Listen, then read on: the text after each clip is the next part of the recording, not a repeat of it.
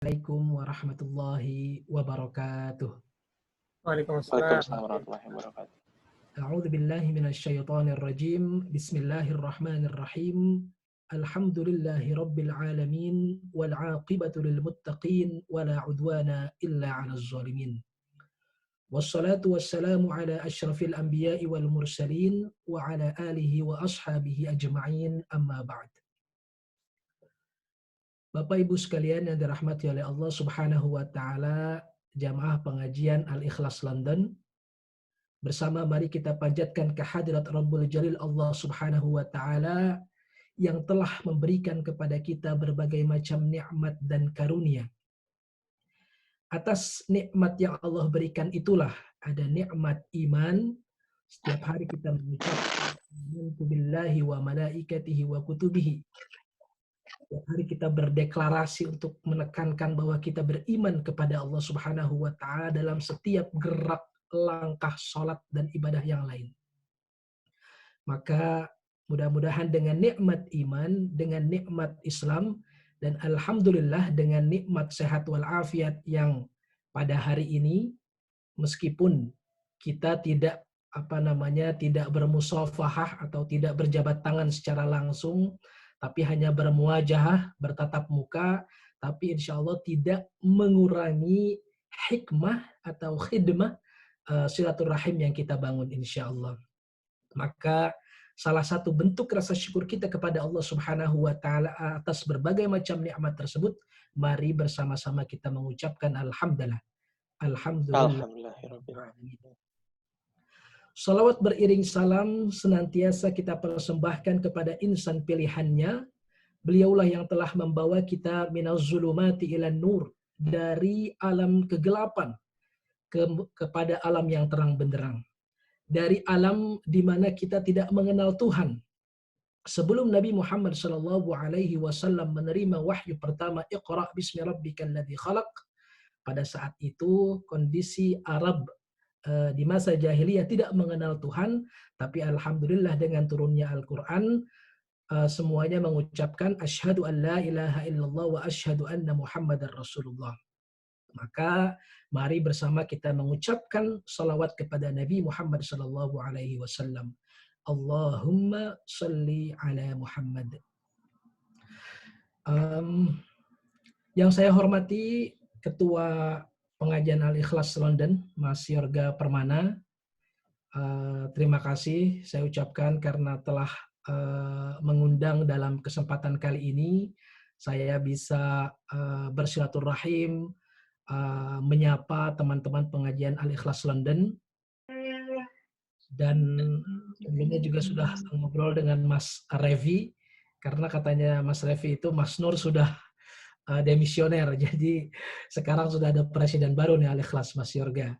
Mudah-mudahan insya Allah di bawah kepemimpinan Mas Yorga, beliau insya Allah amanah, dan mudah-mudahan kegiatan-kegiatan di tengah teman-teman pengajian Al-Ikhlas London nanti selalu mempererat tali silaturahim dan menambah keilmuan, sharing bersama, dan tentunya hal-hal yang bermanfaat di sisi Allah Subhanahu wa taala.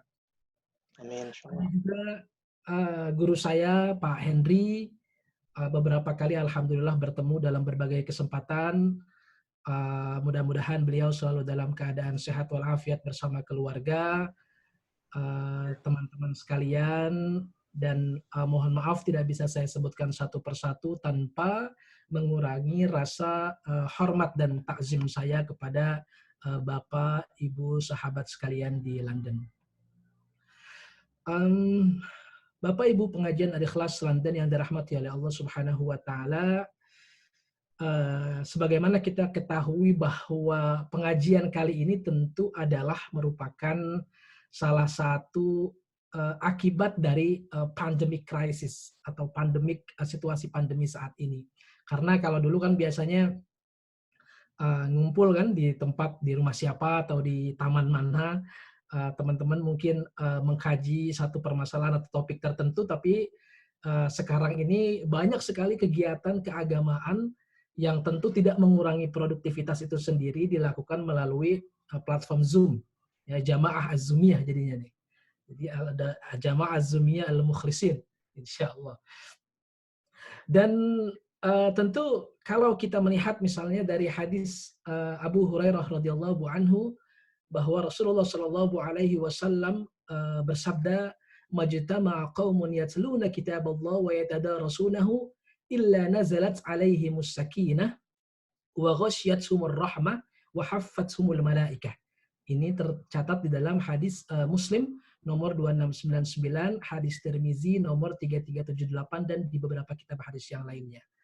Bahwa kata Rasulullah Shallallahu alaihi wasallam, tidaklah berkumpul satu komunitas, satu kaum yang di dalamnya terdapat lantunan ayat suci Al-Quran.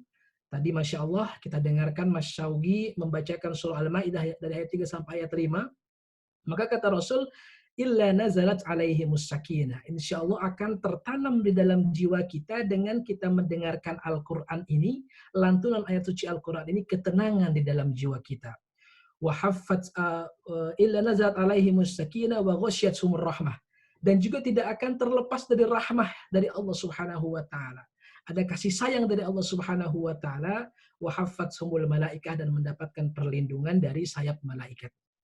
Maka mudah-mudahan dari 3 komponen hikmah dari kita belajar atau membaca Al-Quran ini, mudah-mudahan senantiasa akan melekat di dalam diri kita masing-masing. Insyaallah, amin ya rabbal alamin. Kemarin beberapa hari yang lalu Mas Yorga mengatakan bahwa kita insya Allah akan membahas tentang berinteraksi dengan Al-Quran atau menjadi sahabat Al-Quran. Jadi insya Allah tema kita tidak jauh dari tentang bagaimana sih kita berinteraksi dengan Al-Quran, dan bagaimana kemudian Al-Quran yang notabene merupakan kalamullah sebagai kalam Allah itu menjadi pedoman, menjadi sesuatu yang membimbing dalam kehidupan keseharian kita sebagai pribadi atau personal, maupun sebagai pedoman dalam hal yang lebih luas, yaitu pedoman bagi umat Islam di seluruh dunia. Maka berapa menit Mas Yorga ini? Mangga, Ustaz. Biasanya sampai jam 12, habis itu kita tanya jawab sampai 12:30 maksimal. Tapi disesuaikan saja. Mudah-mudahan bisa 11.45, mudah-mudahan bisa kelar nih ya. Insya Allah, tenang saja, Ustaz. Ya, mungkin saya kalau boleh ini izin share screen ini. Oh, bentar. Saya jadiin admin dulu. Host. Jadi, tadi subuh saya coba-coba bikin PowerPoint ala-ala ini, mudah-mudahan sebentar ya. Ya. Udah bisa, Ustaz? Bisa ya? Ya.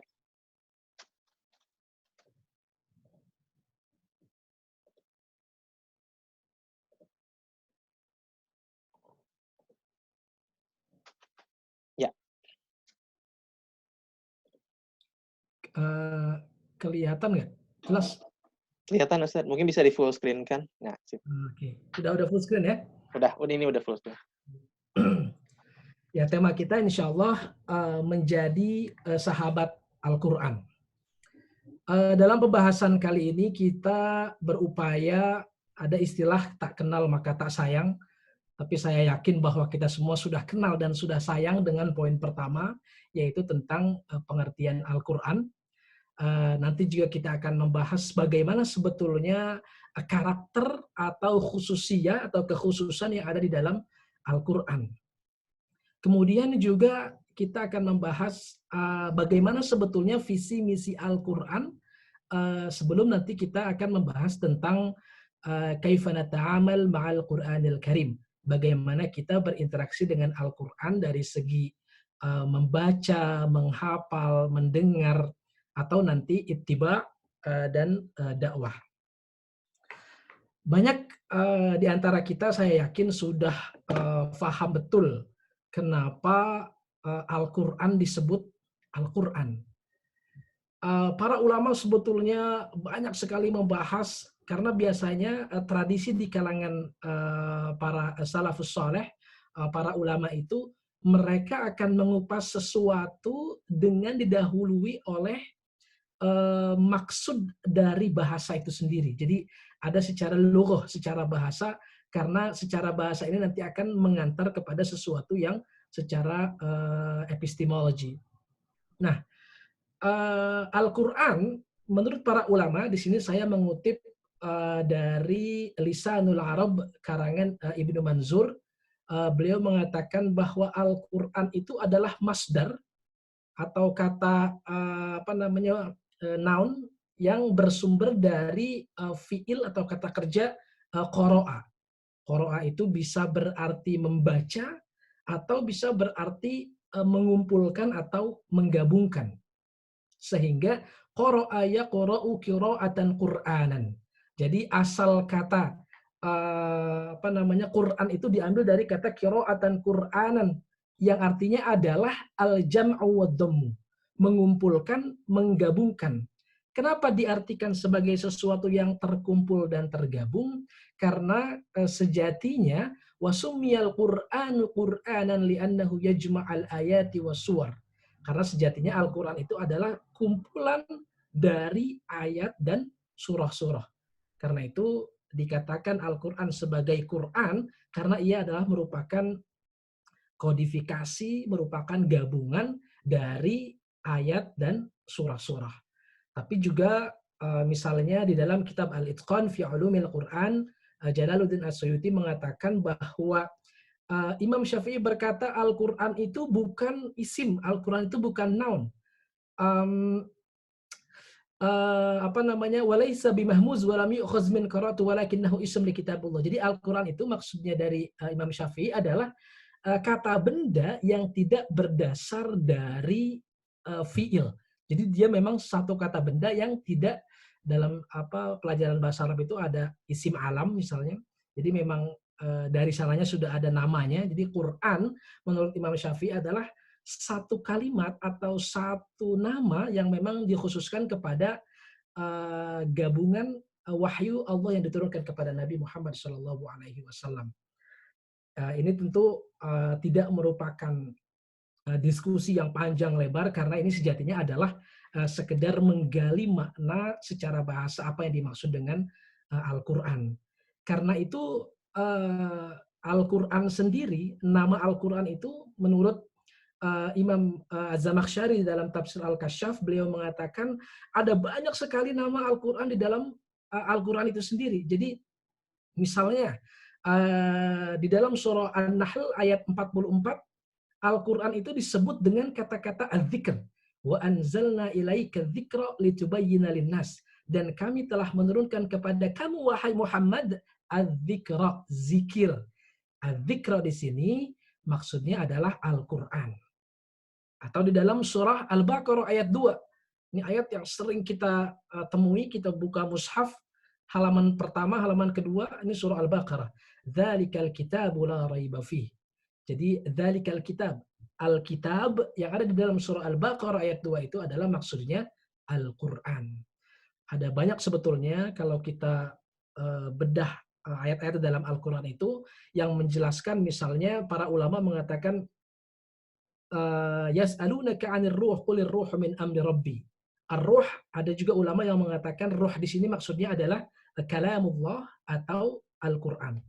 Jadi silahkan nanti teman-teman melihat ketika membaca ada yang disebut dengan at-tanzil, az-zikr, al-kitab, dan ini secara makna yang dimaksud adalah Al-Quran yang diturunkan oleh Allah Subhanahu wa taala kepada Nabi Muhammad. Menariknya Bapak Ibu sekalian yang dirahmati oleh Allah, kondisi sosial pada saat itu adalah bahwa Arab pra-Islam merupakan bangsa yang tidak terlalu familiar dengan literasi.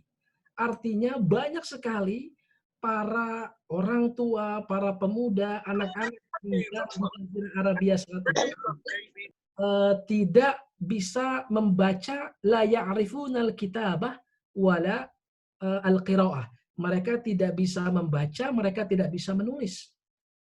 Dan ini juga sesuatu yang memang dialami oleh Rasulullah Shallallahu Alaihi Wasallam. Jadi Rasul itu disebut sebagai ummi. Di dalam tafsir Ibnu Katsir dijelaskan bahwa yang dimaksud dengan ummi adalah la ya'rifunal kitabah wal qiraah. Tidak bisa membaca, tidak bisa menulis. Walaupun para ulama nanti berbeda pendapat apakah sebetulnya Rasulullah Shallallahu Alaihi Wasallam ini tidak bisa membaca huruf per huruf atau tidak bisa membaca situasi yang ada pada saat itu, sehingga keadaan sosial literasi pada saat itu juga menjadi mukjizat tersendiri di dalam kekuatan Al-Qur'an. Di dalam surah Al-Ankabut ayat 48 Allah Subhanahu wa taala berfirman, "Wa ma kunta tatlu min qablihi min kitabin wa la takhutuhu bi yaminika." Dan tidaklah engkau itu sebelumnya mampu membaca dan tidak pula menulis. Sehingga ini nanti menjadi sesuatu kekuatan. Artinya apa? Menjadi satu mukjizat. Pada saat itu kita tahu bahwa Arab di zaman jahiliyah itu sangat mengagungkan apa yang disebut dengan penyair. Penyair itu mereka macam-macam nih. Ada yang penyair bergenre memuji penguasa, ada penyair yang bergenre memuji kecantikan perempuan, ada penyair yang bergenre memuji orang-orang kaya pada saat itu. Jadi status sebagai penyair pada zaman jahiliyah itu statusnya luar biasa tinggi, karena penyair dikatakan sebagai orang yang memiliki tingkat intelektualitas yang luar biasa, karena memang kondisi sosiopolitikalnya saat itu adalah masyarakat itu lemah akan literasi, sehingga penyair menjadi kedudukan yang sangat tinggi. Kemudian datang Nabi Muhammad diwahyukan dengan Al-Quran yang notabene tidak mampu membaca dan menulis, tapi mendapatkan satu ayat-ayat Al-Quran yang luar biasa indahnya, yang luar biasa ajaibnya dari segi tata bahasa Arab. Jadi kalau kita bedah misalnya di dalam ilmu bahasa Arab, ada ilmu nahwu saraf, ada ilmu balaghah, badi', ma'ani, bayan. Nanti akan naik lagi ke tingkat ilmu al-qurud wal qafiyah, bagaimana kita melihat struktur bahasa Arab, keindahan bahasa Arab. Al-Quran itu luar biasa, justru mempengaruhi perkembangan ilmu bahasa Arab itu sendiri. Jadi bahkan misalnya para ulama bahasa Arab di Basrah dan Kufah di Irak dulu mengatakan bahasa Arab itu lahir dari Al-Quran, sehingga bukan sebaliknya. Jadi bukan bahasa Arab itu mengikuti kaidah, bukan Al-Quran itu mengikuti kaidah bahasa Arab, tapi bahasa Arab itulah yang mengikuti kaidah-kaidah Al-Quran. Itu banyak kita temui dalam pandangan-pandangan ulama bahasa di Basrah dan Kufah di Irak sana. Mukjizat Al-Quran ini, Bapak Ibu sekalian yang dirahmati oleh Allah, ada satu mu'arrikh, ada satu sejarawan yang bernama Abu Ishaq. Adalah murid dari Ibnu Hisham, sejarawan terkenal di kalangan ulama Muslim. Dikatakan bahwa pada masa-masa awal penyebaran dakwah di Mekah, Nabi Muhammad SAW itu kan secara konsisten membaca Al-Quran tiap malam, bahkan diriwayatkan setiap malam itu beliau mengulangi bacaan yang sebelumnya diberitakan oleh malaikat Jibril, diulangi setiap malam sampai betul-betul hafal, sampai betul-betul tidak ada satu huruf dan satu kalimat pun yang terlewatkan. Menariknya adalah pada saat Abu Sufyan, kemudian ada Abu Jahal dan Akhnas bin Syarik, ini mereka malam-malam diam-diam mendatangi rumah Rasulullah SAW ketika Rasul sedang sholat di rumahnya. Tapi di antara tiga orang ini, Akhnas bin Syarik, Abu Jahal, Abu Sufyan yang bukan Muslim, mereka ini diam-diam datang ke rumah Rasul gelap-gelapan, tapi tidak tahu satu sama lain. Jadi sembunyi-sembunyi nih. Mungkin Abu Sufyan di sebelah barat, Abu Jahal di sebelah timur, Akhnas bin Syarik di sebelah utara, tapi mereka tidak tahu satu sama lain karena penasaran apa yang dibaca oleh Rasulullah, karena memang secara tata bahasa luar biasa indahnya. Secara gramatikal bahasa Arab itu sangat indah didengarnya. Sampai kemudian ketika menjelang subuh mereka tidak sengaja bertemu dan akhirnya kegap. Ternyata ketiganya adalah datang dari rumah Rasul dan ternyata diam-diam mendengarkan Al-Quran karena memang terpesona dengan You want to eat? Come, drink. Itu tadi bagaimana definisi Al-Quran. Kemudian kita akan melihat sebetulnya bagaimana karakter yang dimiliki oleh kitab suci yang diturunkan kepada Nabi Muhammad bernama Al-Quran. Jelas kita semua tahu itu adalah kalamullah, tapi kemudian luar biasanya lagi itu adalah mahfuz, terjaga, baik itu terjaga artinya sampai terlestarikan hingga zaman kita saat ini sudah 1400 tahun yang lalu, dan itu adalah mukjizat dari Allah Subhanahu wa taala. Dan luar biasanya dari kandungan 6.000 ayat lebih itu, Al-Qur'an ternyata mubayyin wa muyassar. Mudah dipahami, mudah dihafal, umur 6 tahun sudah hafal, dan tentunya Al-Qur'an adalah ad-dinu kulluh. Kitab agama Islam yang komprehensif, menjelaskan berbagai segi sendi kehidupan umat muslim, dari mulai bangun tidur sampai dia tidur lagi, dari mulai ke toilet sampai membangun negara. Ini dijelaskan di dalam Islam yang bersumber dari Al-Quran dan Sunnah. Dan tentu Al-Quran itu saleh fi kulli zaman wa makan. Dia itu relevan. Jadi tidak kemudian hukum yang berlaku di zaman Rasulullah, para sahabat, khulafaur rasyidin, kemudian expired di zaman sekarang. Tentu tidak, karena Al-Quran itu saleh fi kulli zaman wa makan. Dan tentunya Al-Quran itu al-insaniyatu kulluha. Al-Quran itu universal. Kalau bahasa Syekh Qardawi mengatakan Al-Quran itu syamil mutakamil, universal integral. Jadi mencakup segala kehidupan dan juga berlaku untuk seluruh kehidupan. Yang pertama kita lihat bahwa Al-Quran ini kalam ilahi, al-wahyul jali. Allah Subhanahu wa taala berfirman di dalam surah An-Naml ayat 6, "Wa innaka latulaqqal Qur'ana min ladun hakimin alim." Bahwa Al-Quran itu dari Allah Subhanahu wa taala hakimin alim, dari Allah Subhanahu wa taala yang maha bijaksana, yang maha mengetahui. Ini banyak orang-orang yang mengatakan bahwa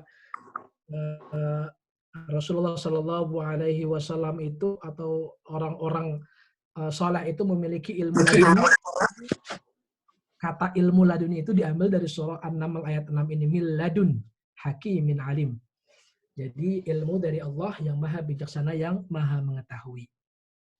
Dan Bapak Ibu sekalian, Al-Quran yang terdiri dari 114 surah, 30 juz, 6.000 ayat itu tidak kemudian turun ujuk-ujuk brek 6.000 ayat. Tidak. Tapi turunnya adalah munajjaman, berangsur-angsur atau bertahap. Kenapa sih Al-Quran itu turun secara berangsur-angsur selama 23 tahun? 13 tahun di Mekah, 10 tahun di Madinah. Tentu ini ada banyak sekali hikmah yang diberikan oleh Allah. Salah satunya di dalam surah Al-Furqan ayat 32, wa qala alladziina kafaru laula nuzzila 'alaihil qur'ana jumlatan wahidah. Jadi memang orang-orang kafir dulu itu sudah men-challenge Rasul, kenapa Al-Quran itu tidak turun 6.000 ayat 30 juz. Kenapa nggak langsung aja? Kata Allah, kadzalika linutsabbita bihi fuadak.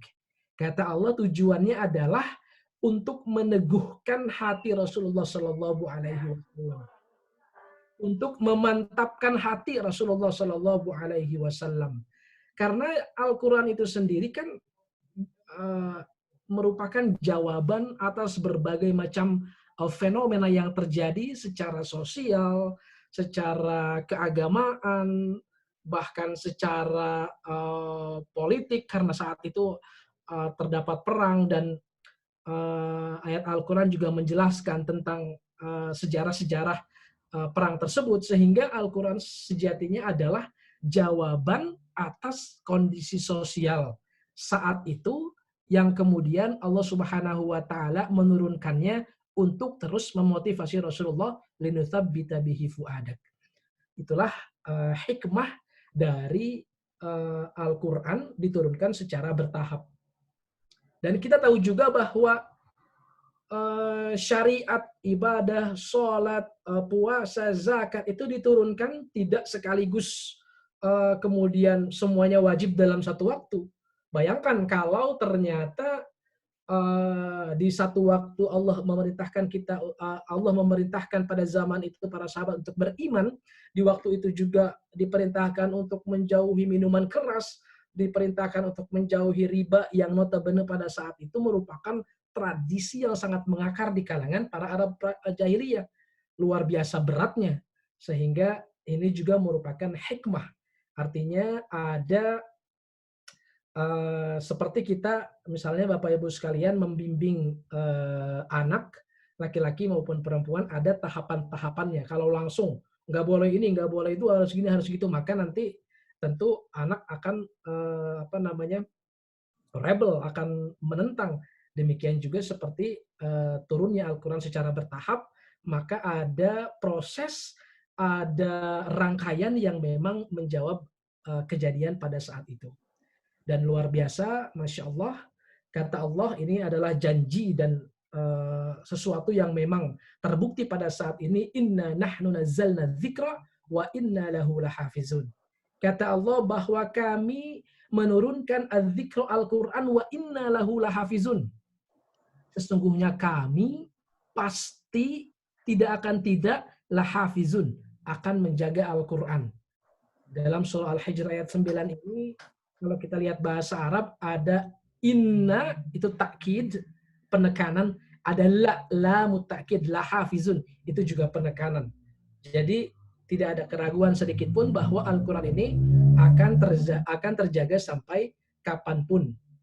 Oleh karena itu misalnya Ibnu Taimiyah membahas salah satu hikmah Al-Quran itu turun di bangsa Arab karena orang Arab itu memiliki keunggulan yang luar biasa di dalam menghafal. Sehingga menghafal ini adalah budaya yang kemudian juga memiliki dampak besar terhadap pelestarian Al-Quran hingga saat ini. Bapak Ibu sekalian yang dirahmati oleh Allah Subhanahu wa taala, kita sering mendengar bahwa mukjizat Nabi Musa adalah mampu membelah Laut Merah ketika Fir'aun itu mengejar Nabi Musa. Kita juga sering mendengar bahwa Nabi Isa bisa menghidupkan Ihya'ul Mawat, menghidupkan orang yang telah mati. Tapi kemudian mukjizat terbesar dari Nabi Muhammad SAW itu para ulama mengatakan adalah Al-Quranul Karim, yaitu Al-Quran yang kita pegang sampai hari ini itu adalah mukjizat. Kalau kita lihat misalnya para ulama membahas mukjizat itu ada hissiyah, mukjizat itu ada yang bisa kita lihat secara mata telanjang.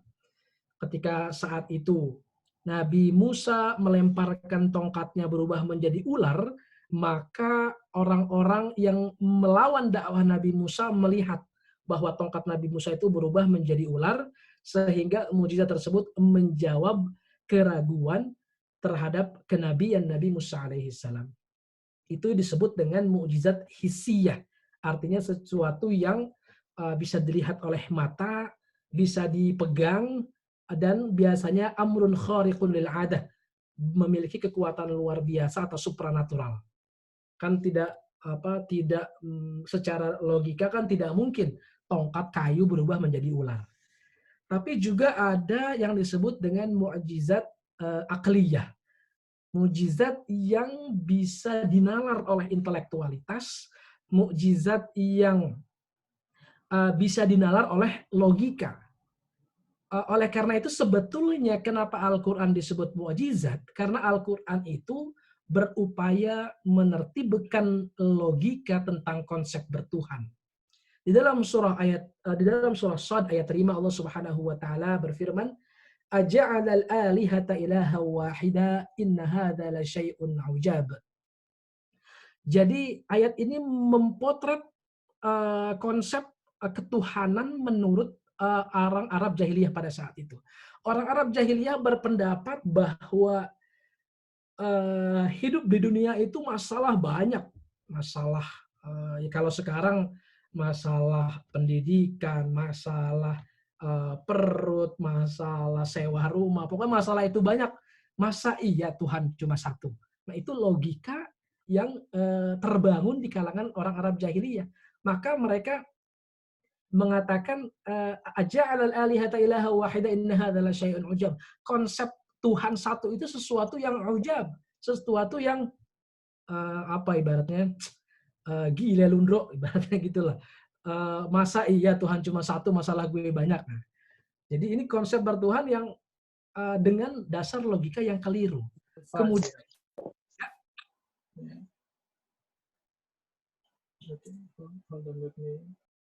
kemudian Mas Yorga barusan ngomong ya? Udah ke-mute, tadi ada yang masuk, iya. belum ke-mute. Ya, siap. Mangga lanjut, Ustaz. Kemudian Al-Quran juga menertibkan logika konsep bertuhan di dalam surah Az-Zumar ayat 29. Allah berfirman, daraballahu mathalan rajulan fihi syuraka mutasyakisuna wa rajulan salaman li rajulin. Jadi ada logika yang ingin dibangun di dalam Al-Quran. Kalau Tuhan itu banyak, anggap saja begini nih dalam surah Az-Zumar. Kalau ada seorang budak, karena waktu itu slavery, perbudakan itu sangat masif sekali, Allah Subhanahu wa Ta'ala menggambarkan ada satu budak yang dimiliki oleh banyak tuannya, banyak majikannya. Apa yang terjadi? Majikannya minta budaknya ngambil air misalnya di 1 kilometer dari rumahnya. Tapi kemudian majikan yang satu bilang, enggak, lo ngambil kurma aja di pohon kurma. Kalau ada budak yang memiliki dua majikan dalam waktu yang sama, pasti akan ada tabrakan, perintah. Sehingga ini sesuatu yang dinilai tidak mungkin, dan inilah yang kemudian ingin dibantah cara logikanya di dalam Al-Quran surah Az-Zumar ayat 29. Bahkan Allah Subhanahu wa Ta'ala di banyak sekali ayat Al-Quran mengatakan sebetulnya apa yang kita lihat selama ini tentang pergantian malam dan siang, tentang adanya angin dan awan. Saya lupa di dalam surahnya, inna fi khalqis samawati wal ardi wa ikhtilafil laili wan nahari wal fulki allati tajri fil bahri bima yanfa'un nas. Jadi ada perahu yang berjalan di atas air, itu sebetulnya adalah mukjizat yang karena kebiasaan kita lihat, kita seperti tertutup melihat itu sebagai mukjizat. Karena itu di dalam surah Al-Baqarah ayat 26 juga Allah menyinggung, innallaha la yastahi ayadriba mathalan ma ba'udatan fama fawqaha. Sejatinya kita diminta untuk melihat nyamuk yang kecil menghisap darah kita di waktu tidur, itu diminta oleh Allah untuk kita melihatnya, karena itu adalah bagian dari mukjizat dari Allah Subhanahu wa Ta'ala. Mukjizatnya kenapa? Makhluknya udah kecil, organnya kecil-kecil, tapi bisa mengambil darah manusia.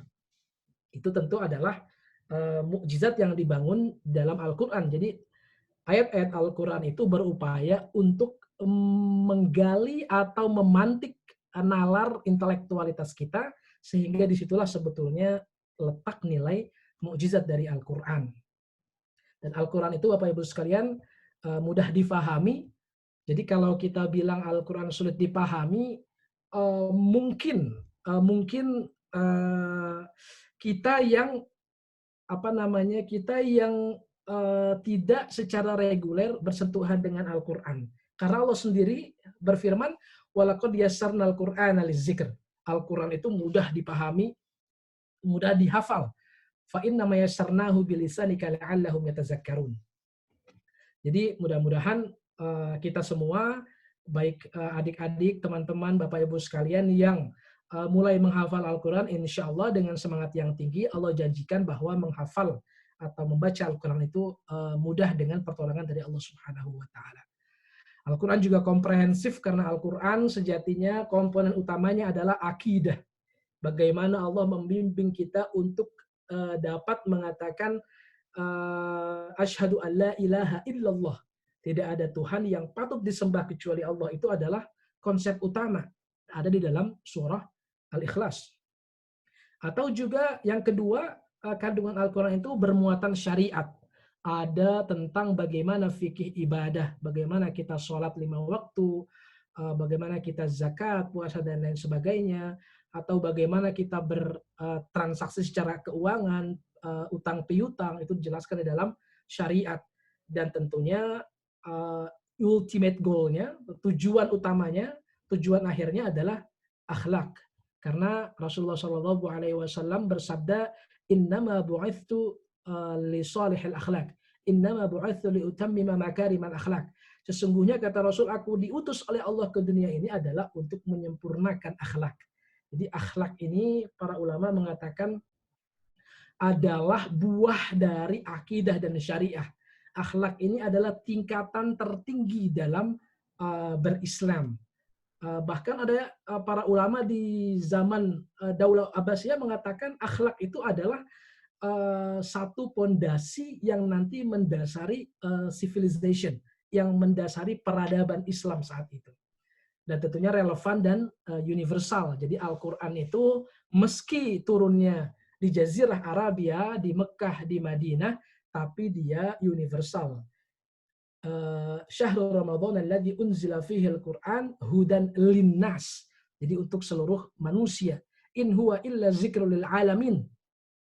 Al-Qur'an itu lil alamin, untuk seluruh alam. Jadi tidak terbatas pada sekat-sekat negara, pemerintahan tertentu, tapi berlaku untuk seluruh dunia. Visi misi Al-Qur'an tadi sudah saya bahas tentang perbaikan akidah dan juga memuliakan manusia. Walaqad karramna bani Adam. Jadi kalau orang-orang sekarang membahas tentang hak asasi manusia, padahal sebetulnya Al-Quran sudah mendeklarasikan untuk supporting hak asasi manusia setidaknya di dalam 8 ayat ini. Bagaimana hak kebebasan untuk berpikir dan berpendapat di dalam surah Yunus ayat 101, qulin zuru madza fis samawati wal ard.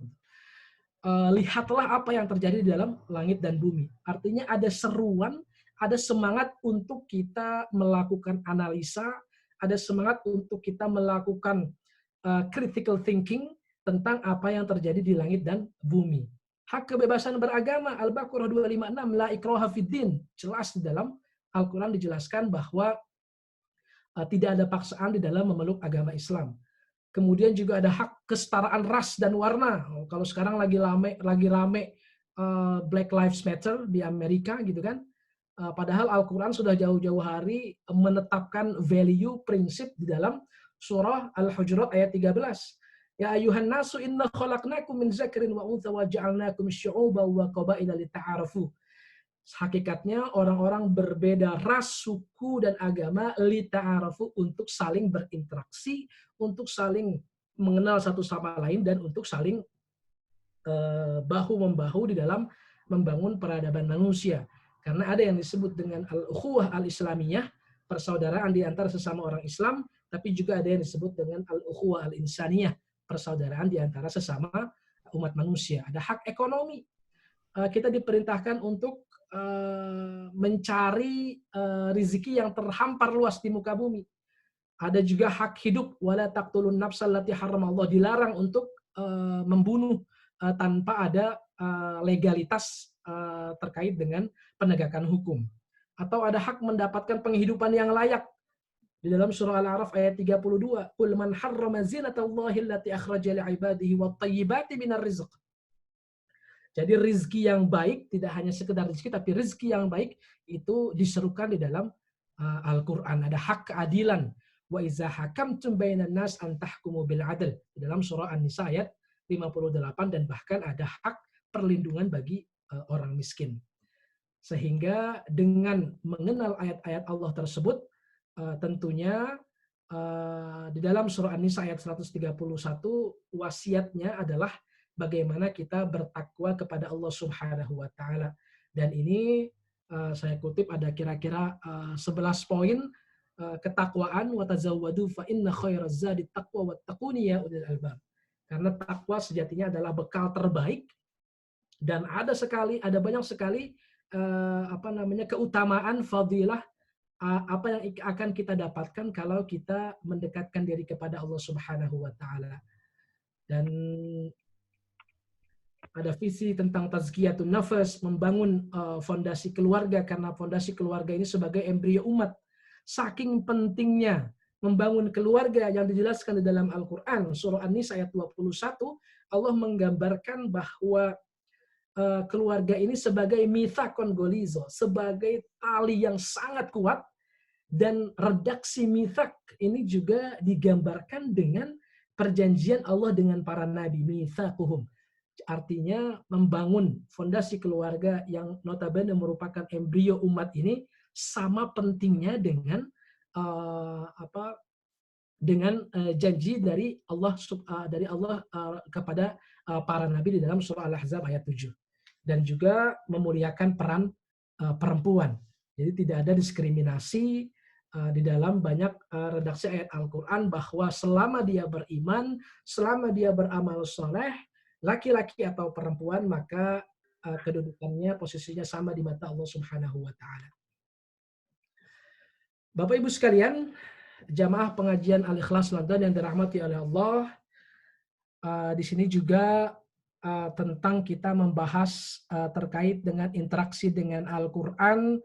Tadi saya sudah bahas sekilas bagaimana kita seyogianya sebagai seorang muslim itu ada anjuran untuk al-hifz, menghafal ayat-ayat Al-Quran, meskipun tentu kapasitas berbeda-beda. Ada juga misalnya hafalan anak dari Bapak Ibu sekalian ini lebih banyak daripada hafalan bapaknya. Jadi insya Allah tidak ada kata terlambat. Selama kita berusaha, insya Allah usaha itu juga menjadi catatan amal soleh di dalam kita belajar Al-Quran. Ada tentang hifz, ada tentang keutamaan tilawah, membaca Al-Quran. Pastikan di dalam surah Al-Anfal ayat 2 bahwa ketika kita membaca Al-Quran, maka efek yang dapat dipetik adalah wajilat ulubuhum dan zadatsum imana. Jadi bergetar hati, iman bertambah, maka itu insya Allah berarti kita telah membaca Al-Quran dengan baik. Dan tidak hanya manusia, tetapi juga jin. Dalam surah Al-Jin ayat 1, Allah menegaskan, Qul uhiya ilayya annahu istama'a nafaru minal jinni. Jadi jin juga tidak mau ketinggalan untuk mendengarkan Al-Quran. Kalau jin saja mau mendengarkan Al-Quran, maka mudah-mudahan kita sebagai sebagai objek utama di dalam ayat Al-Quran tersebut bisa lebih rajin lagi mendengarkan Al-Quran. Tidak hanya membaca tentunya, tapi juga bertadabur, bertafakur tentang apa yang ada di dalam ayat Al-Quran. Di dalam surah An-Nisa ayat 82, afala yatadabbarunal Quran. Kita diminta untuk rajin-rajin melihat bagaimana sesuatu yang terjadi di dalam alam ini dan kaitannya dengan Al-Quran.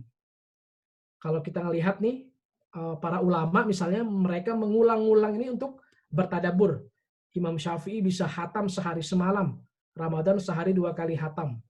Zaid bin Sabit bisa 30 hari hatam, 15 hari hatam, tapi beliau bilang Zaid bin Sabit ini salah satu ketua panitia kodifikasi Al-Quran di zaman Abu Bakar. Beliau mengatakan bahwa biasanya menghatamkan Al-Quran setiap 30 hari karena itu adalah preferensi yang beliau, yang sahabat Zaid bin Sabit lakukan. Kemudian ada juga Al-Quran sebagai sumber peradaban Islam. Jadi mudah-mudahan kita tidak berpikir bahwa Al-Quran itu hanya sebagai teman menjelang tidur atau bacaan di waktu sholat, karena pada faktanya para ulama di dalam zaman keemasan itu menjadikan Al-Quran sebagai sumber inspirasi peradaban. Karena itu para ulama misalnya banyak mengutip tentang trilogi komponen peradaban, yaitu ada knowledge, ada power yang dijelaskan di dalam kisah Nabi Sulaiman. Di dalam misalnya walaqad atayna Dawuda wa Sulaimana ilma, kemudian ada wawaritha Sulaiman wa qala alhamdulillahilladzi faddalna. Jadi Al-Qur'an adalah sumber peradaban, sehingga pada zaman Khalifah Harun ar-Rasyid di tahun 786 Masehi ada yang disebut dengan Baitul Hikmah atau House of Wisdom, rumah peradaban yang melahirkan ulama-ulama kenamaan di bidang kedokteran, di bidang astronomi, algoritma, filsafat, sosiologi, dan lain sebagainya. Bapak Ibu sekalian yang dirahmati oleh Allah Subhanahu wa taala, itu yang bisa saya sampaikan pada kesempatan kali ini. Maka mudah-mudahan bermanfaat, dan insya Allah kalau ada di antara bapak-bapak sekalian, Pak Henry, kawan-kawan sekalian, Mas Revi yang ingin menambahkan, silahkan, insya Allah akan sangat bermanfaat. Itu yang bisa saya sampaikan. Aku qouli hada, astaghfiru, wallahu a'la wa a'lam. Wassalamualaikum warahmatullahi wabarakatuh. Waalaikumsalam warahmatullahi wabarakatuh. Ya, syukran jazakallah Ustadz Abdul Aziz atas pencerahannya ya. Maksudnya dahsyat sih menurut saya. Maksudnya ketika kita mengulang lagi mengenai visi Al-Quran, karakteristik Al-Quran itu, dan termasuk terakhir bagaimana interaksi dengan Al-Quran gitu ya. Nanti mohon izin Ustadz kalau boleh PDF-nya di-share, PDF materinya. Boleh. Sekarang mangga buat Bapak Ibu dan saudara-saudara sekalian kalau mau bertanya, insya Allah kalau berkenan dinyalakan videonya, di speakernya dinyalakan biar sekalian muwajahah kalau kata Ustaz Abdul Aziz ya, bertatap muka, silaturahim. Tapi kalau memang yang ada sedang kesibukan boleh melalui chat juga tidak apa-apa. Mangga silakan, mungkin siapa yang mau memulai bertanya. Jadi materi hari ini menjadi sahabat Quran, jadi topiknya seputar itu. Tapi jika ada yang bertanya tidak berkaitan dengan itu juga boleh.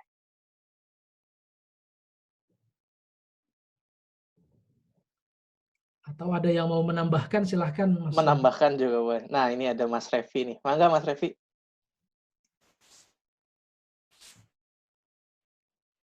Nah, insya Allah. Tes, kedengaran, Zat?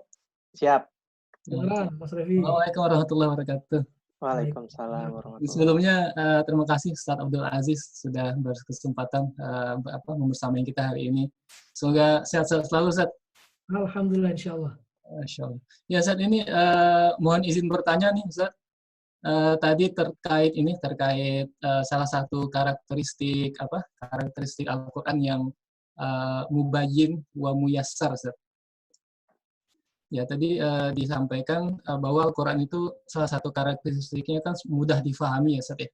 Ya. Nah, pertanyaan saya itu, jika Al-Quran mempunyai karakteristik mudah difahami, kenapa ya pada akhirnya ada satu golongan yang mereka tuh salah paham terhadap Al-Quran gitu, Ustaz. Seperti yang Rasulullah sampaikan, golongan ini membaca Al-Quran tapi tidak melewati tenggorokannya gitu ya, tidak sampai ke dada, tidak benar cara mereka memahami gitu. Jika Al-Quran mudah difahami, kenapa ada yang salah paham?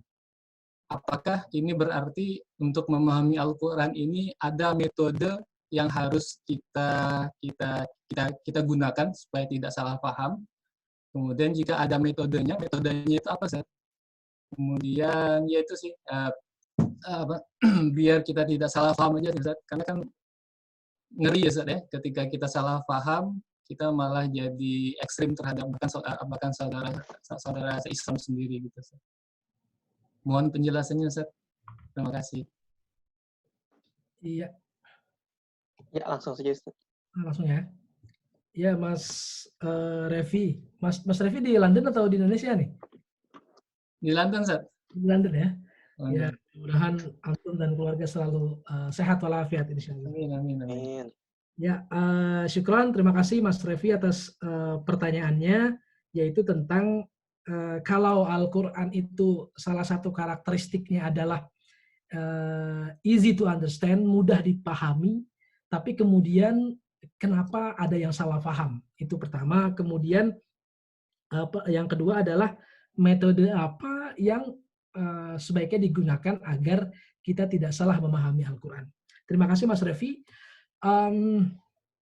Allah Subhanahu wa taala sebagaimana di dalam janjinya surah Al-Qamar ayat 17 dan Ad-Dukhan ayat 58 mengatakan bahwa Al-Quran itu mudah dipahami, walaqad yassarnal Qur'ana lidzikr. Bahkan mudah dihafal, fa inna ma yassarnahu bilisanika la'allahum yatazakkarun. Juga mudah dilantunkan. Tentunya ada kalau pertanyaannya mengapa ada yang salah paham, tentu ada banyak aspek kalau kita mau bedah sejarah, kalau kita mau bedah kondisi apa yang kemudian melatar belakangi kesalahpahaman tersebut. Misalnya begini, sekalipun sebetulnya orang Arab di zaman Rasulullah Shallallahu Alaihi Wasallam itu mengakui dalam hati kecilnya, seperti tadi saya jelaskan tentang kisah Abu Jahal, Abu Sufyan dan Akhnas bin Syarik, mereka ini banyak di luar di belakang layar ibaratnya itu banyak juga membahas Al-Quran. Tapi faktor yang ada pada saat itu adalah gengsi kondisi politik dan sosial. Abu Jahal misalnya yang notabene merupakan paman Nabi Muhammad SAW, gengsi terhadap kata-kata gengsi ini sebetulnya banyak dikisahkan misalnya dalam sirah Ibnu Hisham. Karena malu akan menerima itu, maka mereka akhirnya menutup diri, as-satr, ada keengganan untuk kemudian menerima kebenaran yang dibawa oleh Nabi Muhammad. Sehingga dengan adanya gengsi yang dimiliki oleh misalnya kabilah lain atau kabilah-kabilah yang di luar bangsa Quraisy, mereka kemudian enggan karena Nabi Muhammad ini adalah keturunan dari Quraisy, sehingga secara sosial politik juga tidak mau menerima. Walaupun mereka sebetulnya paham terhadap Al-Quran.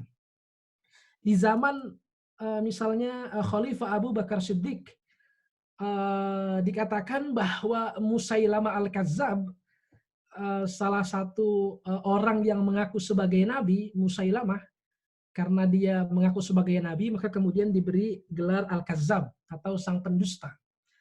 Dikatakan bahwa Musailamah ini tidak banyak juga memahami ayat-ayat Al-Quran tetapi tidak mau menerimanya, sehingga dia mencoba untuk membuat surah yang nada-nadanya dimiripin dengan Al-Quran.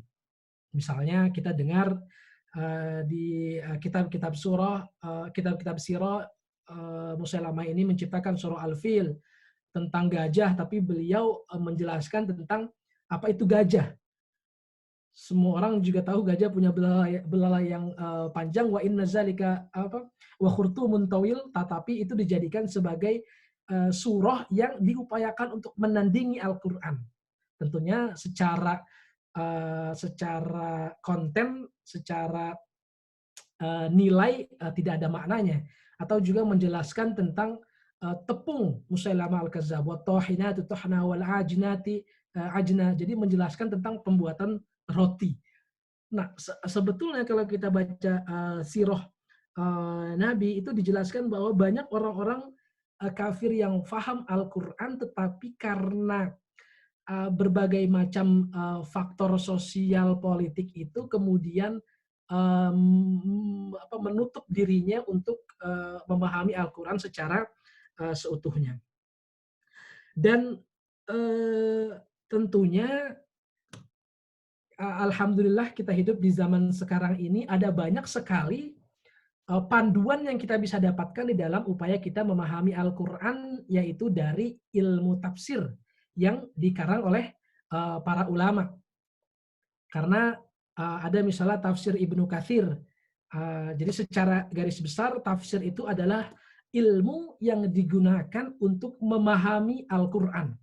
Jadi alhamdulillah mungkin sudah well established kalau kita di zaman sekarang ini, sudah banyak sekali ulama-ulama tafsir. Ada yang disebut dengan tafsir bil ma'thur.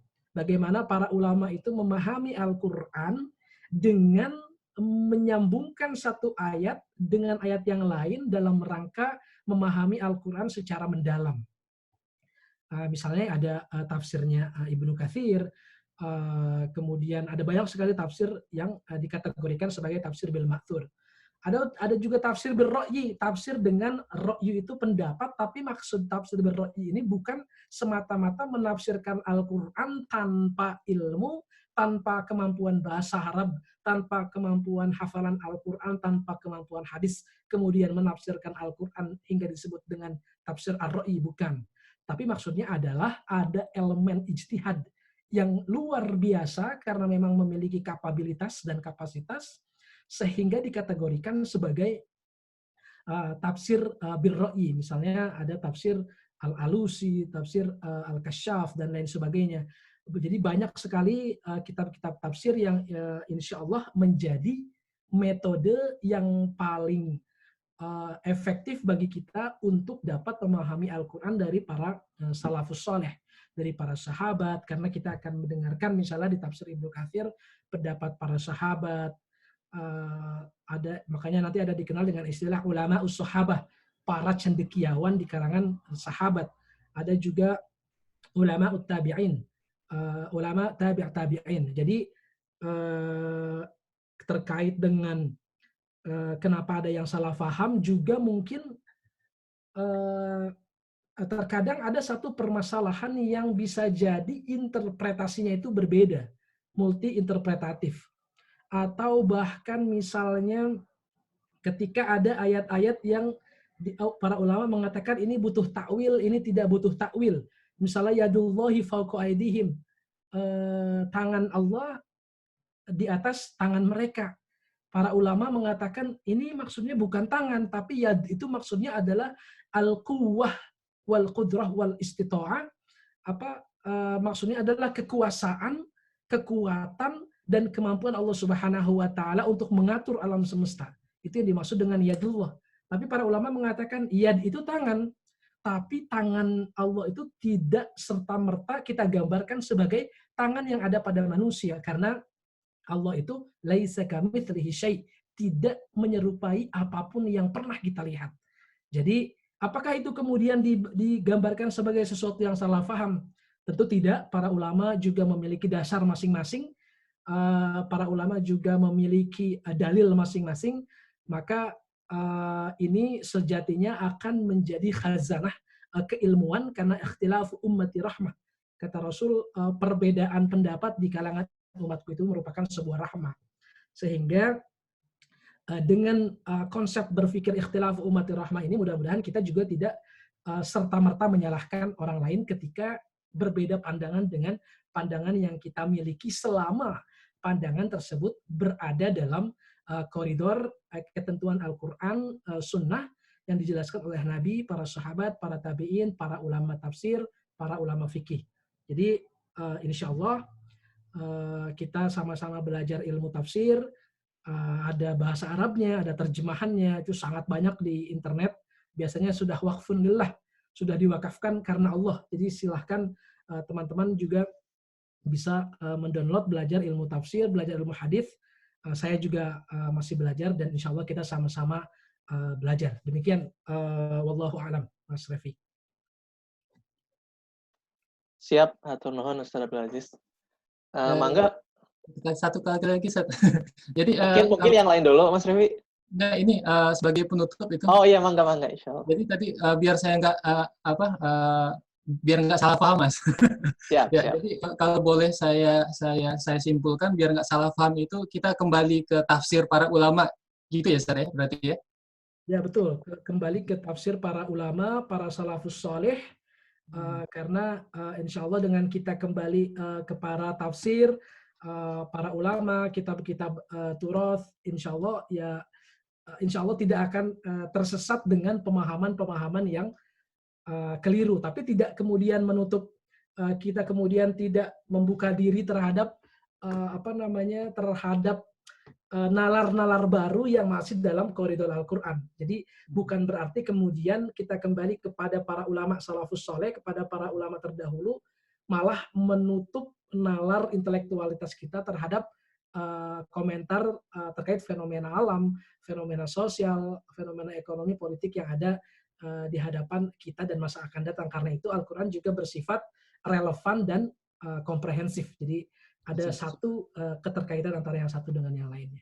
Berarti baca terjemahan nggak cukup gitu, Ustaz ya? Insya Allah ya. Baca terjemahan, insya Allah itu jadi stepping stone buat belajar yang bahasa Arabnya, insya Allah. Kasih, Ustaz. Satu nuhun Mas Revi pertanyaannya. Ada lagi yang mau bertanya? Ada di chat sebetulnya Mas Iwan ya. Ada siapa? Tadi Pak Mas Hendra juga mau bertanya. Mangga Mas Hendra dulu, habis itu kita ke pertanyaan Mas Iwan ya. Ibu dia. Assalamualaikum warahmatullahi wabarakatuh. Waalaikumsalam warahmatullahi wabarakatuh. Mohon maaf, ini yang mau tanya Ibu Hendra, bukan. Mangga, Mbak. Jadi pertanyaan saya begini, ya fenomena sekarang kita kalau mencari informasi kita datang ke Google ya, sampai ada istilah Kiai Google. Atau, nah kecenderungannya kalau mencari informasi dari Google, kita cenderung mencari informasi yang mengkonfirmasi pre-existing belief kita ya. Jadi mungkin pertanyaan saya adalah, apakah mungkin kalau kita bisa, apakah di Facebooknya Al-Ikhlas atau media komunikasi yang lain dicantumkan daftar website mana yang kira-kira memberikan informasi yang sesuai dengan tuntunan ulama. Jadi kecenderungan kita minimal terkontrol gitu. Kita nggak cari sampai oh ini ada nih yang cocok sama saya, kayak saya ambil gitu. Jadi nggak seperti itu, tapi kita lebih objektif dalam mencari narasumber yang lebih sesuai dengan petunjuk ulama dan juga sesuai dengan akidah dan segala macam itu. Terima kasih, Mas Abdul Aziz. Assalamualaikum warahmatullahi wabarakatuh. Waalaikumsalam. Pertanyaannya menarik sebetulnya, Ustaz. Saya juga mau menambahkan itu. Jadi boleh nggak sih? Ya, sebenarnya menambahkan ya. Jadi sebenarnya boleh nggak sih kita tuh selektif gitu, Ustaz? Kayak, saya nggak suka website ini, soalnya yang ini terlalu ekstrim. Yang ini nggak sesuai dengan preferensi saya. Jadi sebenarnya boleh tidak sih sebenarnya kita pilih-pilih seperti itu, Ustaz? Ya. Terima kasih atas pertanyaannya Ibu Hendra. Semoga Ibu dan keluarga selalu dalam keadaan sehat walafiat. Pertanyaan dari Ibu adalah tentang kira-kira website atau referensi mana yang kita bisa jadikan acuan dalam beragama. Tentu saya melihat bahwa perkembangan dunia teknologi ini tidak kemudian serta-merta menjadi kita antipati gitu ya. Betul memang bahwa tradisi yang dikembangkan oleh para ulama itu adalah tradisi musafahah, tradisi talaqi, bertemu secara langsung untuk menimba ilmu. Jadi ada pengajian, atau misalnya kalau dulu misalnya di Mesir itu sangat ramai tradisi talaqi, ada misalnya di sebelah utara itu talaqi untuk kajian kitab fikih mazhab Syafi'i, ada kajian kitab fikih mazhab Hanafi, ada kajian kitab fikih mazhab-mazhab yang lain. Tidak hanya sekedar 4 mazhab ini saja, tapi juga ada mazhab yang lain. Bahkan mazhab Sufyan Ats-Tsauri, Az-Zahiri juga dipelajari. Jadi memang kenapa kemudian tradisi talaqi atau menimba ilmu secara langsung ini menjadi sesuatu yang sifatnya prinsipil, karena memang ini adalah tradisi yang diajarkan oleh Allah Subhanahu wa Ta'ala kepada Nabi Muhammad. Kenapa kemudian malaikat Jibril diperintahkan oleh Allah untuk selalu datang kepada Nabi Muhammad, mengulang hafalan-hafalan Nabi Muhammad? Karena dengan cara bertemu langsung itulah akan ada yang disebut dengan tahsin, perbaikan, atau ada yang disebut koreksi yang dilakukan secara langsung. Jadi memang kalau kita tentu tidak melihat bahwa ini adalah sifat yang prinsipil dalam upaya thalabul ilmi. Kalau sekarang tentu saya katakan tadi kita tidak serta-merta menutup diri karena ini bukan talaqi, ini nggak bisa nih. Karena ada juga, banyak juga sebetulnya website-website yang tidak, maksudnya yang juga jadi salah satu referensi luar biasa. Kalau misalnya Bapak Ibu sekalian buka website Maktabah Taufikiyah atau website Syamila, itu banyak sekali kitab-kitab atau buku-buku agama dari mulai tafsir sampai ekonomi dalam pandangan Islam di-upload di situ. Ini salah satu cara yang dilakukan, kalau tidak salah Maktabah Syamila itu wakaf dari, kalau saya tidak salah, itu adalah wakaf dari Bank Ar-Rajhi, salah satu bank yang terbesar di Arab Saudi. Jadi CSR-nya bank di Arab Saudi itu juga melakukan itu tadi mengembangkan salah satu software untuk kodifikasi buku-buku para ulama. Ada juga misalnya itu salah satu website ya, walaupun memang kalau di bahasa Indonesia mungkin tidak terlalu banyak referensinya. Tapi kalau kita lihat misalnya di websitenya siapa yang produktif upload itu ada misalnya Lembaga Fatwa Mesir, Darul Ifta Al-Masriyah, itu mereka punya punya website yang berbahasa Indonesia. Jadi ketika ada permasalahan itu diterjemahkan di dalam bahasa Indonesia. Itu saya pikir juga menjadi referensi yang luar biasa, dan itu sangat bermanfaat dalam memberikan masukan informasi keagamaan. Atau juga misalnya website Syekh Yusuf Qaradawi yang juga produktif dalam ngupload buku-bukunya. Ada juga setahu saya buku-buku yang berbahasa Indonesia, karena memang buku-buku Yusuf Qaradawi itu dari dulu itu beliau bilang kalau kamu mau terjemahkan, pernah bilang ke orang-orang Indonesia, kalau mau terjemahkan silahkan, nggak usah minta izin. Yang penting terjemahannya betul. Itu juga beliau cukup update gitu ya, menjelaskan tentang buku-bukunya atau komentar-komentar beliau di dalam fenomena keagamaan.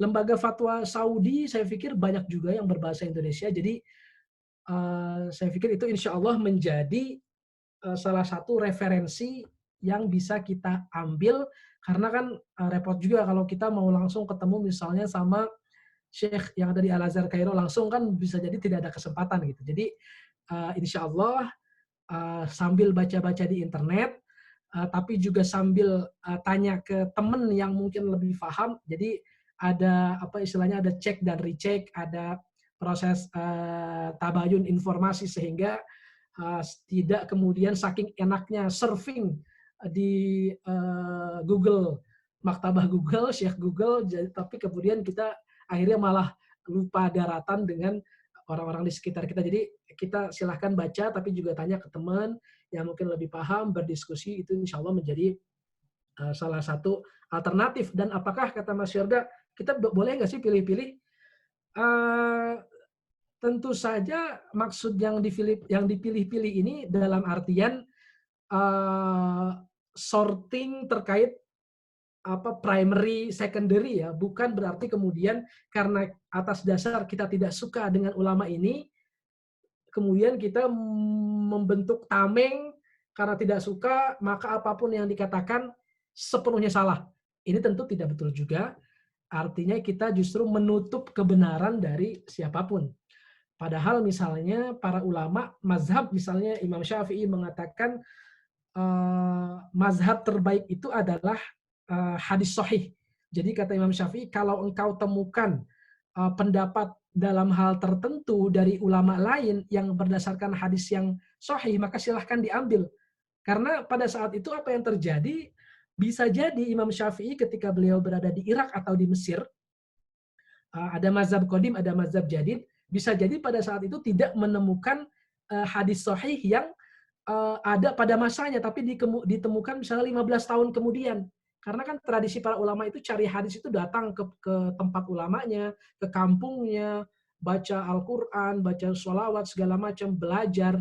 Jadi ya tentunya silahkan dipilih-pilih dalam artian skala prioritas. Kita tidak mungkin membaca misalnya 100 informasi dalam waktu 5 menit, tapi tidak pilih-pilih dalam artian menutup informasi atau kebenaran yang bisa jadi bersumber dari pihak yang lain. Jadi jangan sampai pilih-pilihnya ini berdasarkan atas like or dislike. Gitu. Terima kasih.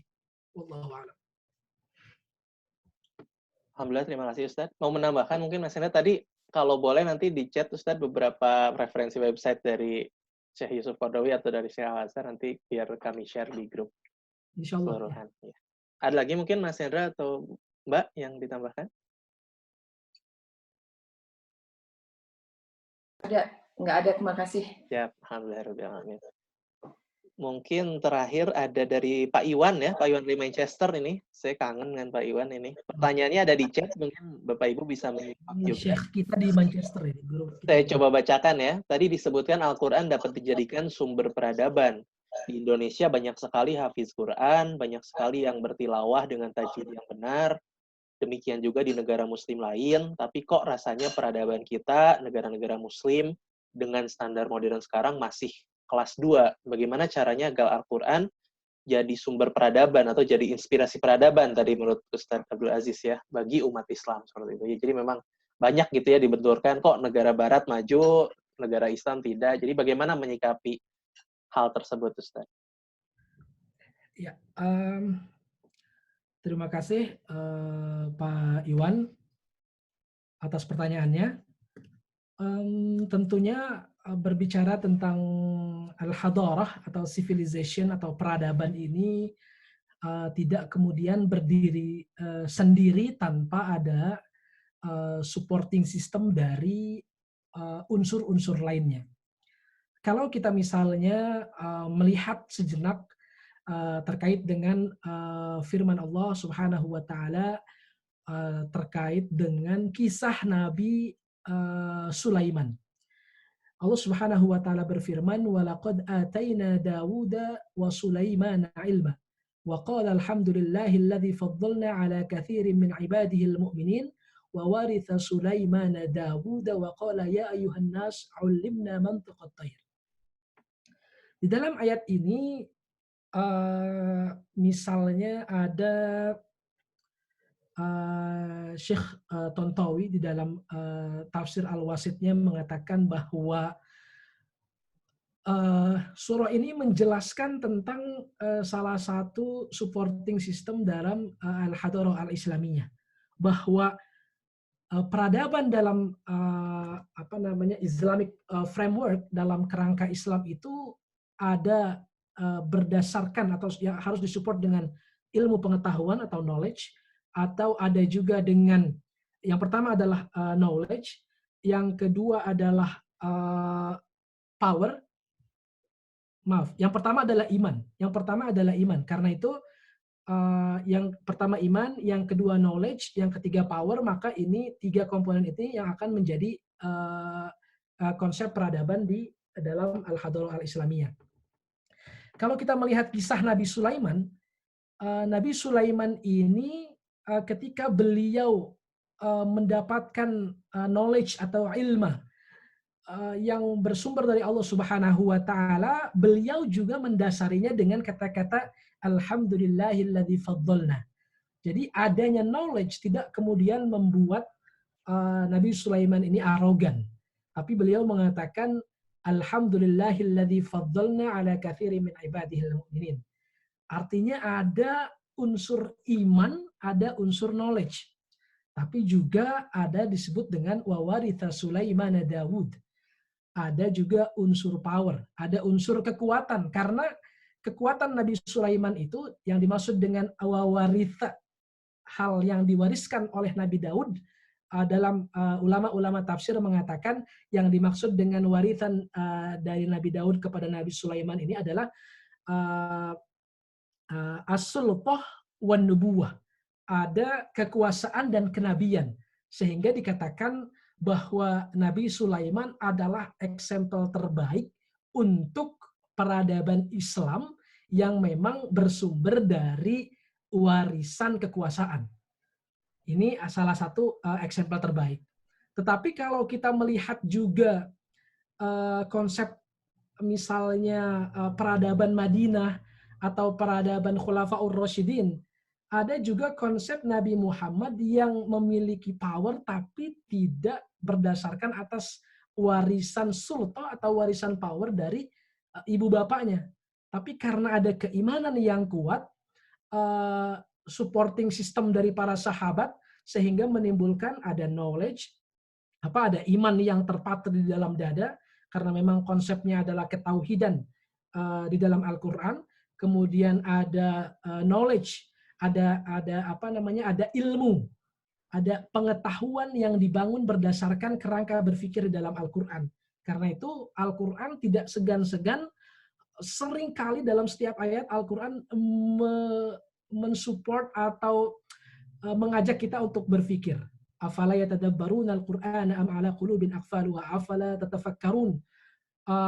Sehingga kurang lebih ada 779, kalau saya tidak salah, ada 779 kata ilmu dan derivasi katanya yang ada di dalam Al-Quran. Itu artinya betul kata Allah Subhanahu wa taala di dalam surah Az-Zumar ayat 9, "Qul hal yastawil ladzina ya'lamuna wal ladzina la ya'lamun."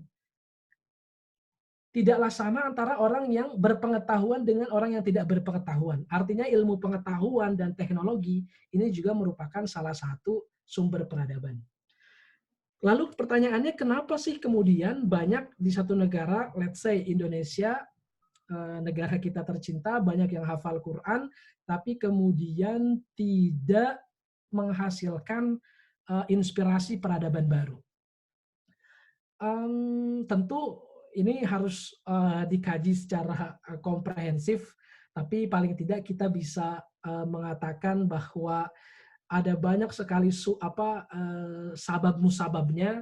Salah satunya mungkin ya ada semacam kita mungkin bisa bilang umat Islam saat ini sedang ada di dalam masa dark age-nya, sedang ada dalam masa kegelapannya, sedang dalam masa tidurnya, sehingga wallahu alam kapan ada satu pemimpin, kapan ada satu pembaharu mujaddid yang mampu membangunkan semangat Qur'ani untuk kemudian diaplikasikan di dalam kehidupan ini.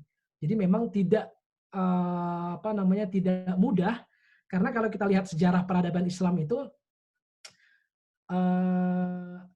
saya mungkin ini ada satu buku yang disebut dengan The History of Civilization karya Will Durant. Dia mengatakan bahwa knowledge and power itu adalah salah satu unsur peradaban dalam setiap peradaban yang ada dalam sejarah dunia ini. Persia, Romawi, Yunani, dan lain sebagainya, itu selalu ada unsur power and knowledge. Sehingga kita mungkin kita tanyakan kepada diri masing-masing, apakah dasar keimanannya ini sudah ada belum di dalam bangsa Indonesia? Atau knowledge-nya ini sudah terbangun belum? Artinya, sudah adakah semangat menggali ilmu pengetahuan yang berbasis Al-Quran? Ini tentu kita jawab bersama. Atau juga sudah adakah transformasi iman kepada ilmu pengetahuan yang juga didukung oleh power supporting system? Artinya secara politik apakah ini mendapatkan dukungan? Kalau ternyata iman saja tanpa ada ilmu dan power, tentu nothing. Ada iman saja tanpa ada iman dan ilmu saja tanpa ada power, maka dia mogok.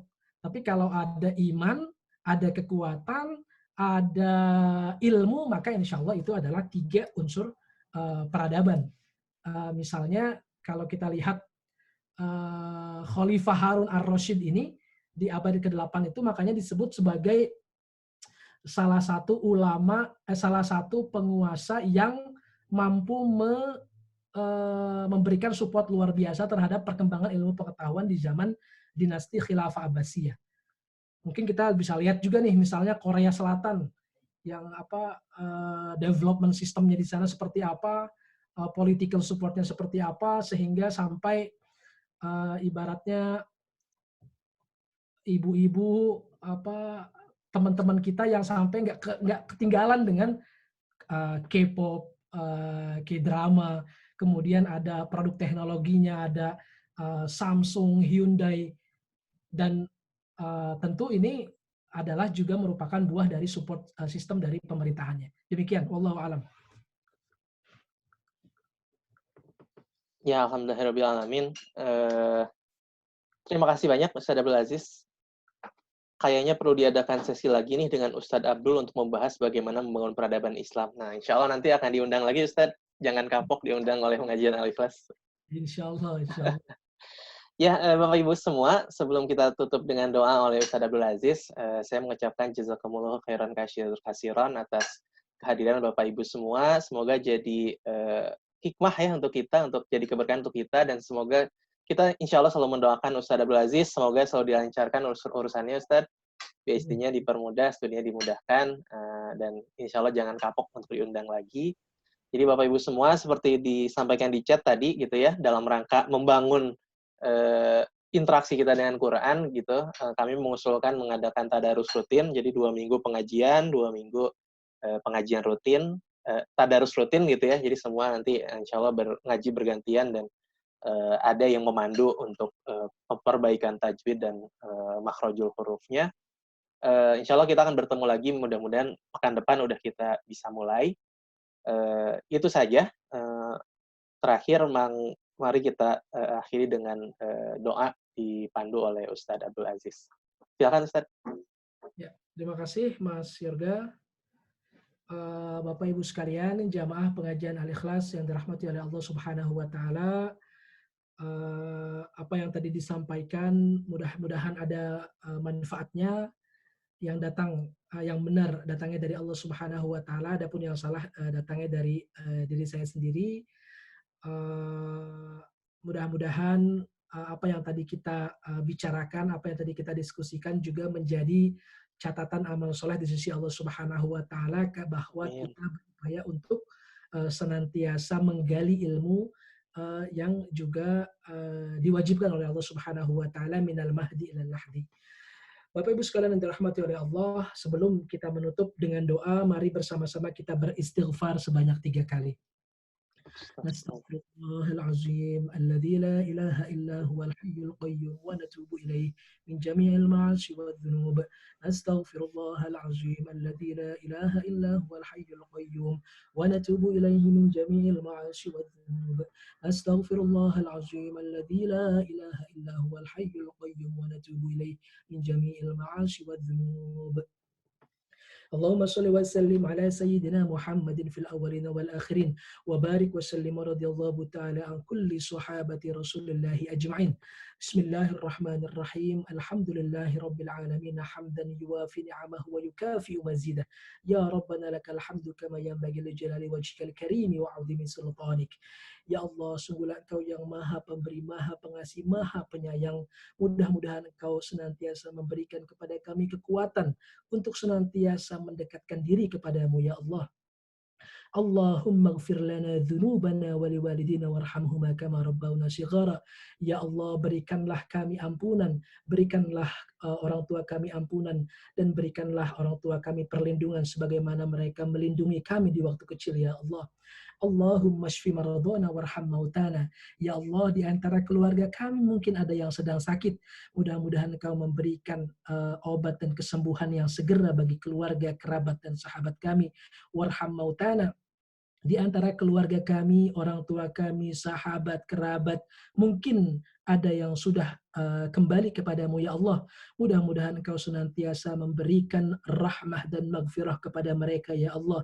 Allahumma gfir lahum warhamhum wa'afihim wa'fu anhum. Allahumma ja'al jam'ana hadha jam'an marhuma. Ya Allah, mudah-mudahan Engkau menjadikan majlis ini merupakan majlis yang senantiasa Engkau rahmati. Waj'al min ba'dihi tafarruqan ma'suma. Dan setelah kami berpisah, mudah-mudahan Engkau senantiasa menjaga aktivitas dan perjalanan kami ya Allah. Allahumma ansur al-Islam wal muslimina fi kulli makan. Allahumma ansur al-Islam wal muslimina fi anha'il alam, fi Palestin wa fi biladi anha'il alam. Allahumma rabbana atina fid dunya hasanah wa fil akhirati hasanah wa qina adzaban nar. Bifadli subhana rabbika rabbil izzati amma yasifun. Wassalamun alal mursalin walhamdulillahi rabbil alamin. Al-Fatihah. أعوذ بالله من الشيطان الرجيم. بسم الله الرحمن الرحيم. الحمد لله رب العالمين الرحمن الرحيم مالك يوم الدين. إياك نعبد وإياك نستعين صراط الذين أنعمت عليهم غير المغضوب عليهم ولا الضالين. Terima kasih, syukran jazilan. Wassalamualaikum warahmatullahi wabarakatuh. Waalaikumsalam warahmatullahi wabarakatuh. Alhamdulillahirrahmanirrahim. Kita akhiri dengan membaca doa akhir majelis. Subhanakallahumma wa bihamdika asyhadu an la ilaha illa anta astaghfiruka wa atubu ilaik. Hatur nuhun Ustaz Abdul Aziz. Jazakallah khair Ustaz. Banyak kekurangan. Ya, Pak Joko nih kayaknya nih Abu Marsha. Iya.